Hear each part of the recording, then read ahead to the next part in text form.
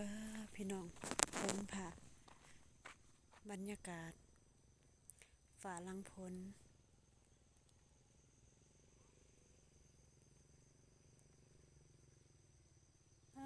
บรรยากาศดีขนาด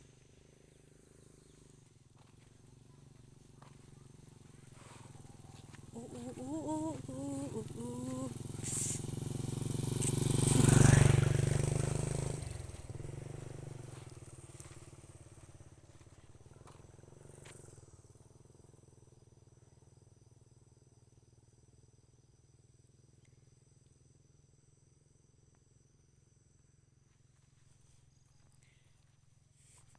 เราจะมาเลาะเบิ่งสวนพี่น้องอันนี้เป็นสวนตอนใหม่เนาะ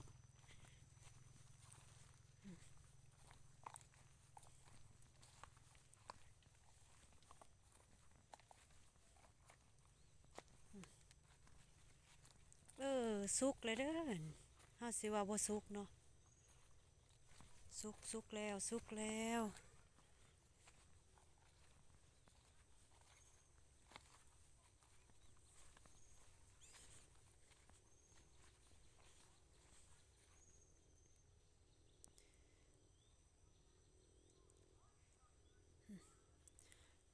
ฝนตกแล้วก็เริ่มจิแล้วบัดนี้พี่น้องเริ่มแล้ว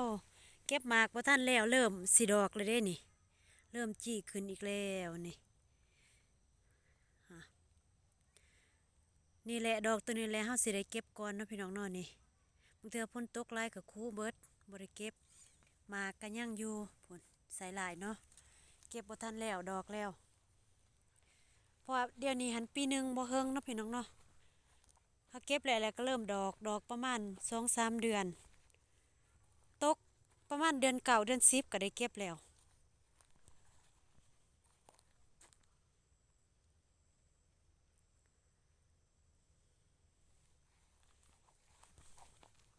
พาเลาะเบิ่งสวนพี่น้อง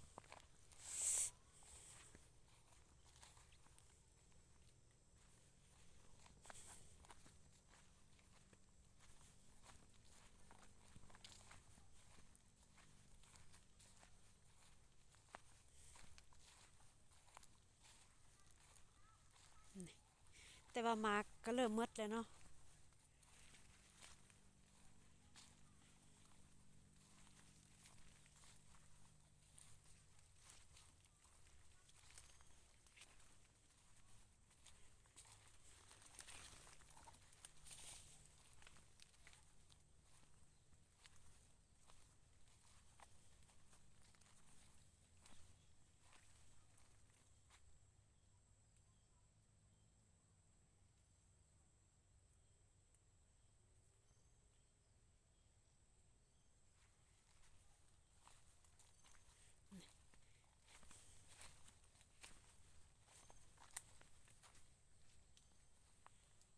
เริ่มดอกแล้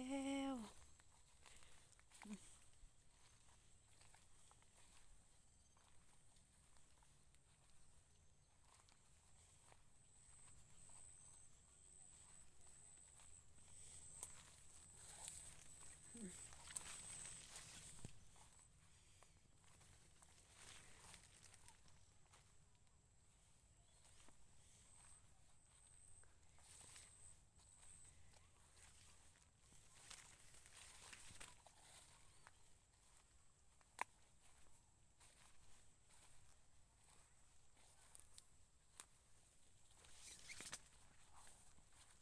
มีเสียงคน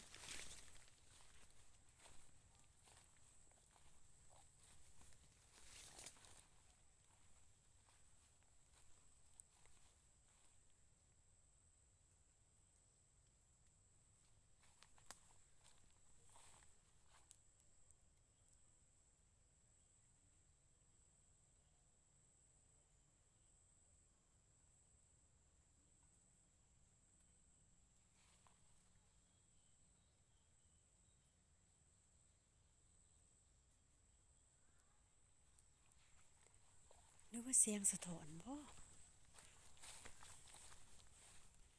หรือว่ามีคนมาเก็บกาแฟเนาะ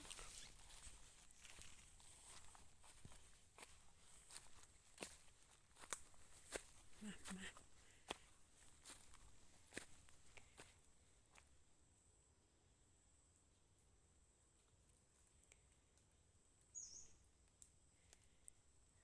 มทางเลยพี่น้องเอ้ย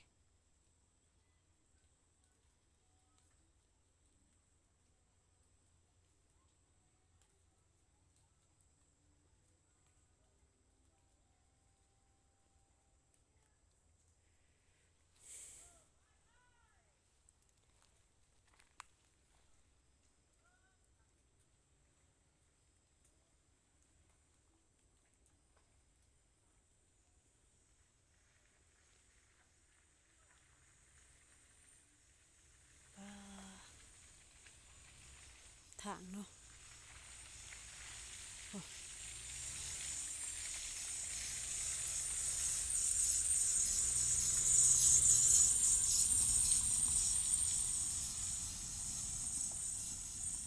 บ่ว่าติหยังเอา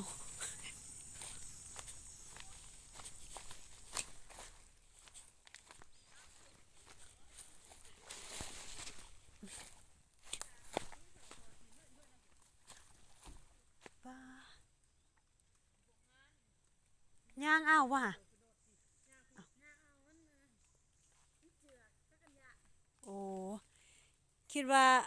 คนร้ายแล้วมันสิเบิ่นนี่ควายยังขึ้นเลยรถหนักคันมันบ่อันนี้ดอกเจือกโอ้ยรถอันนี้มันบ่ปานใดดอกมันสั่นๆเขาดิ มันหนักอีที่ดินจงใจขี้ยินเขาอันนั้น ขี้หินบ่แล้วก็อันนี้นะขี้ดินมันอันนี้ ถ้ามันหนักสิบ่ฟี่ บ่นักก็รถอันนี้มันสั่นมันบ่ปานใดดอก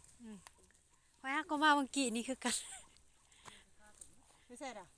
ฮะ ใช่ล่ะมัน เด้มันส่งเขาจะนอนสวนอยู่คนน้อยบ่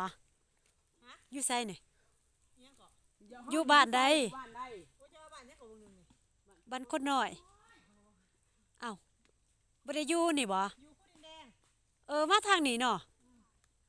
ออกไปได้ผู้ดินแดงออกไปน้องกะดี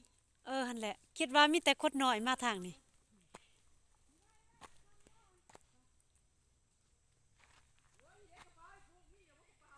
เออ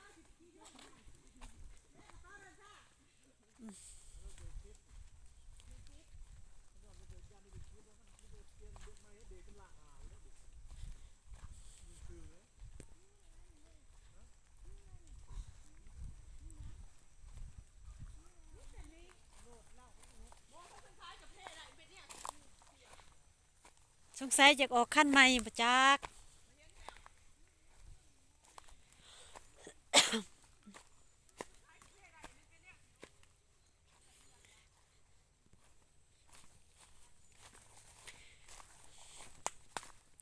มาเลาะเบิ่งสวนนี่บรรยากาศอยู่สวนพี่น้องหลังฝนตก